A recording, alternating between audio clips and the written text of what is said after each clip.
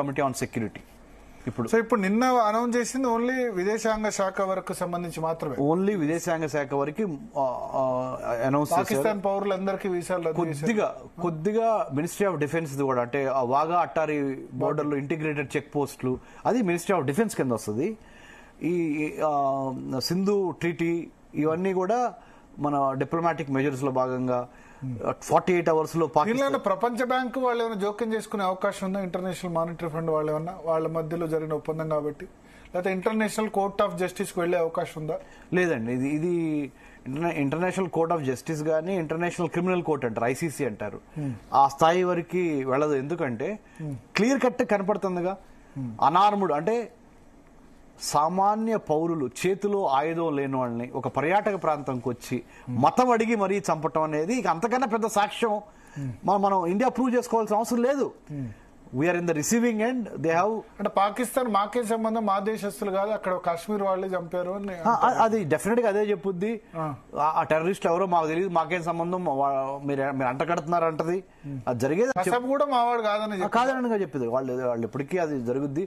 కానీ వాళ్ళు ఐడియాలజికల్ గా, ఫైనాన్షియల్ గా వాళ్ళు ఇచ్చే రిసోర్సెస్ ను ఉపయోగించుకొని వీళ్ళు తయారయ్యారు.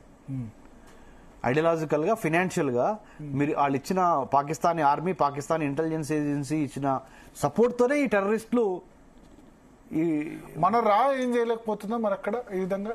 అంటే ఇప్పుడు ఏమో ఉంటదంటే అండి, చాలా సక్సెస్ఫుల్ ఆపరేషన్స్ బయటికి రావు. ఏదో ఒకటో రెండో ఫెయిల్ అయితే అది బయటకు వచ్చి మన ఏజెన్సీని మనము కొద్దిగా డౌట్ చేస్తాం, స్టార్ట్ చేస్తాం. అది కరెక్ట్ అప్రోచ్ కాదు.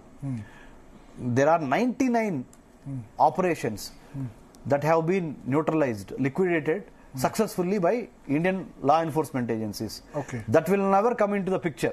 ఏదో ఒకటి రెండు ఫెయిల్ అవుతుంది చూడండి, అది బయటకు వచ్చి అది ఎక్కువ డామినేట్ చేస్తాం, స్టార్ట్ చేస్తుంది. కానీ కుల్దీప్ సంబంధించి బయటకు వచ్చింది, ఆ నేవీ సంబంధించి కానీ అది కానీ.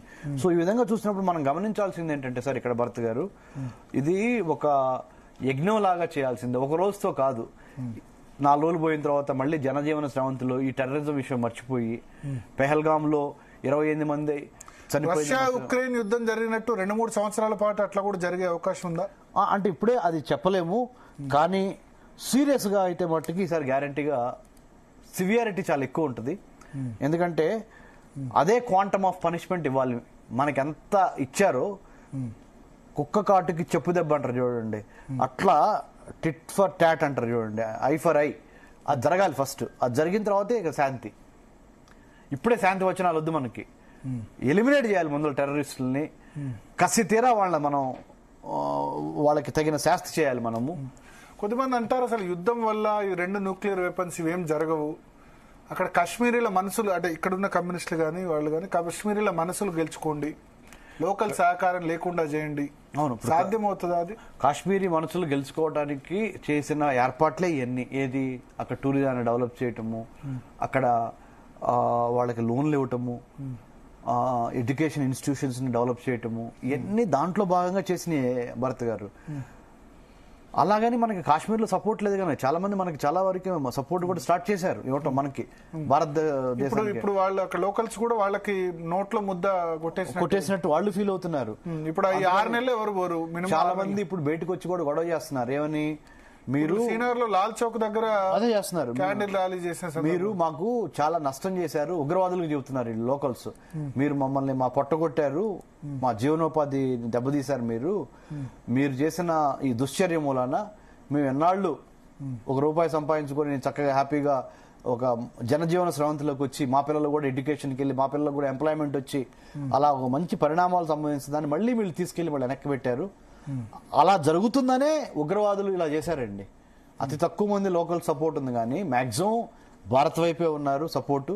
ఇది జమ్మూలో గానీ కాశ్మీర్లో గానీ కొద్దిగా అంటే వాళ్ళ ఉద్దేశం ఏంటంటే బ్లాక్ షీప్.